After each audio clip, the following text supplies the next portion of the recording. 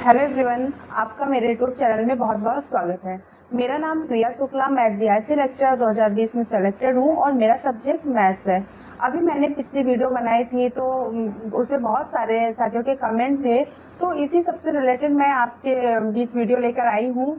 और अब आपके एग्ज़ाम में 2 ही दिन बचे हुए हैं, तो आप क्या करें क्या ना करें, कौन सी एग्ज़ाम हॉल में गलती ना करें कि जिससे आप प्रेशर में आए, इन सब चीज़ों के बारे में हम बात करने आए हैं।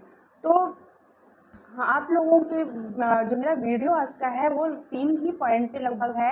पहला है जो कि नो नया टॉपिक, कोई भी आपको नया टॉपिक नहीं पढ़ना है। दूसरा है पॉजिटिव माइंडसेट है। और तीसरा जो है वो है टाइम मैनेजमेंट, जो बहुत ही ज़रूरी है। तीनों ही पॉइंट जो हैं वो बहुत ही ज़्यादा इम्पॉर्टेंट होते हैं एग्जाम, किसी भी एग्जाम देने के लिए, जाने के लिए। तो सबसे पहले हम बात करते हैं नो नया टॉपिक पर। तो पहला जो नो नया टॉपिक है पॉइंट, तो इस पे कि आपको कोई भी नई चीज़ें नहीं पढ़नी है। अब 2 दिन में आप जो पुरानी चीज़ें पढ़े हैं उसी को बार बार रिवाइज करिए। और बहुत ज़्यादा ये नहीं कि आप देखिए कि हमने ये नहीं पढ़ा है, ये अभी बाकी रह गया है, उसको हम पढ़ने बैठ जाएं, ऐसा बिल्कुल ना करिए। आपने जो पढ़ रखा है वही सफिशियंट है आपके लिए, जितना अभी तक।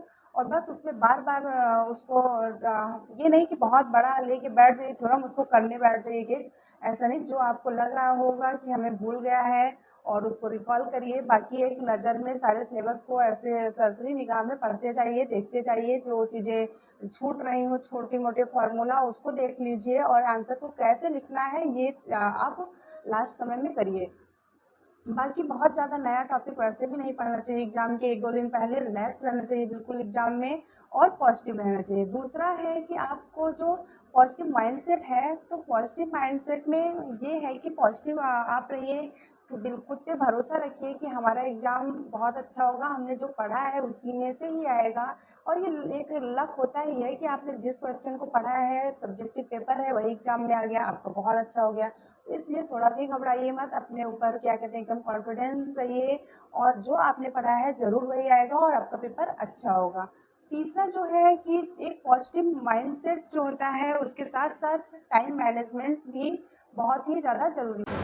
तीसरा है कि टाइम मैनेजमेंट, तो किसी भी पेपर में आपको बहुत अच्छा, आपने सारी चीज़ों को कर लिया है कि आप पॉजिटिव भी हैं और सारी चीज़ों को अच्छे से पढ़ के एग्जाम हॉल में जाते हैं, लेकिन उसमें सबसे बड़ा टाइम मैनेजमेंट का बहुत ही बड़ा रोल होता है कि आपने कैसे टाइम को मैनेज किया है। कि आपका जो पहला हिंदी का पेपर 2 घंटे का है, जिसमें जानते ही आपके ऐसे आएगा, व्याकरण आएगा और आपको क्या कहते हैं पठित गद्यांश आएगा। तो उसमें आप 2 घंटे में सारी चीज़ों को कैसे लिखते हैं, ऐसे जो आता है 1000 वर्ड, उसको कैसे आप 7-8 पेज में लिखते हैं। तो इन सारी चीज़ों पे बहुत फर्क पड़ता है कि टाइम को आपने कैसे मैनेजमेंट किया है, किस क्वेश्चन पे आपने कितना टाइम दिया है। ये बहुत ही ज़्यादा इम्पॉर्टेंट है। तो इसके लिए आप एक बार अभी भी ये 2 दिन जो बचे हैं, इसमें आप अपने आपको एक आध मॉक टेस्ट वगैरह दे दीजिए, तो उससे आप अपने टाइम को सेट कर लीजिए। और आपने दिया भी होगा मॉक टेस्ट, ऐसा नहीं है। मॉक टेस्ट इसीलिए होता ही है कि आपको देखिए कि आप इतने समय में इतने क्वेश्चंस को अटेम्प्ट कर पा रहे हैं कैसे, और आपकी तैयारी कितना हुई है। और जो आपका 3 घंटे का दूसरा पेपर होता है ऑप्शनल सब्जेक्ट का, उसमें भी टाइम का बहुत बड़ा सबसे ज़्यादा रोल रहता है। हिंदी तो ठीक है फिर भी, कि हिंदी में आपको इतना प्रेशर नहीं रहता है, लेकिन जो सब्जेक्टिव पेपर है उसमें आपको टाइम का बहुत ही ज़्यादा ध्यान रखना है कि आप किसी भी क्वेश्चंस पे एक्स्ट्रा टाइम ना दीजिए। जो आपको आ रहा है पेपर में, सबसे पहले उसको करिए, उसका आंसर लिखिए, क्योंकि सब्जेक्टिव पेपर है, लिखना है आपको।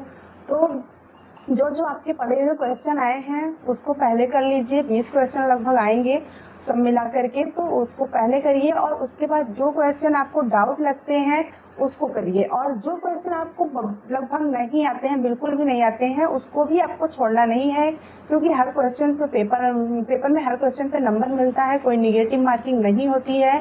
तो इसलिए आप पूरे पेपर को अटेम्प्ट करिए और एक स्ट्रेटजी के साथ, क्योंकि किसी एग्जाम के लिए स्ट्रेटजी बहुत ही ज़्यादा इम्पोर्टेंट होती है।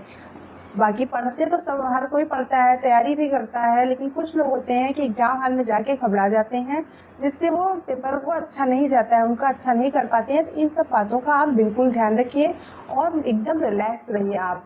अब 2 दिन में आप बहुत ज़्यादा प्रेशर में मत रहिए, एकदम अपना प्रॉपर रूटीन, अच्छे से सोइए, नींद लीजिए भरपूर आप 6 घंटे 7 घंटे की। और टाइम मतलब रिलैक्स रहिए, बीच बीच में पढ़ते रहिए, टाइम टेबल के हिसाब से ही पढ़िए। और कोई भी स्ट्रेस थोड़ा सा भी ना ले।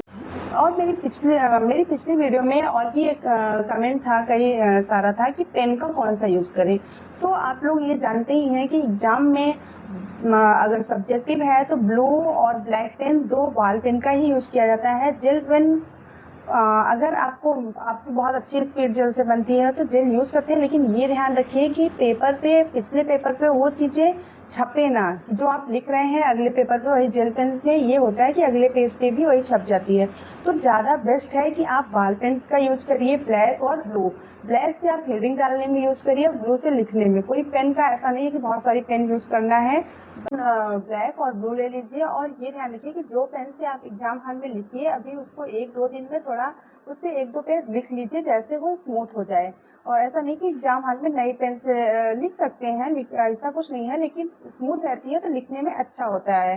तो ये बातों का आप ध्यान रखिए और अच्छे से एग्ज़ाम दीजिए, कोई भी प्रेशर मत लीजिए। नो डाउट आपका एग्ज़ाम बहुत अच्छा होगा। और एग्ज़ाम हॉल में ये भी ध्यान रखिए कि क्या क्या आपको ले जाना है, सब एक दिन पहले ही रख लीजिए सारा अपना पेन और बाकी जो भी चीज़ें रखनी है, आधार रखनी है, एडमिट कार्ड रखनी है, सब एक दिन पहले ही आप पैक करके रख लीजिए बैग। ऐसा नहीं कि सुबह जाके जाते समय ढूंढ रहे हैं, ऐसा बिल्कुल नहीं होना चाहिए। और समय से आप एग्ज़ाम हॉल में 2 घंटे बिफोर ही पहुँचिए और एकदम टाइम लेकर, जिससे आप रिलैक्स रहते हैं, क्योंकि भागम भाग में जाने पर थोड़ा प्रेशर में आता है आदमी। इसलिए आप एकदम टाइम लेकर के एग्ज़ाम हॉल में पहुंचिए और अच्छे से एग्ज़ाम से जुड़ी और भी कोई अगर प्रॉब्लम हो तो आप मुझे कमेंट करके पूछ सकते हैं। और मेरे चैनल से जुड़े रहिए, मेरे वीडियोज़ को लाइक करिए और चैनल को सब्सक्राइब करिए। धन्यवाद।